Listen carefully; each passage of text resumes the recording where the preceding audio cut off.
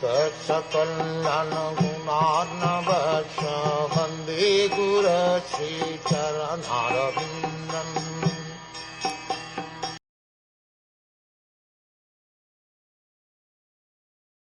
Prasuti, the wife of Daksha, along with the other women assembled, became very anxious and said, "This danger has been created by Daks because of the death of Sati, who, even though completely innocent, quit her body as her sisters looked on."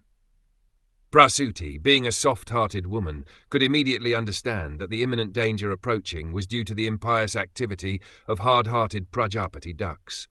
He was so cruel that he would not save her youngest daughter Sati from the act of committing suicide in the presence of her sisters. Sati's mother could understand how much Sati had been pained by the insult of her father.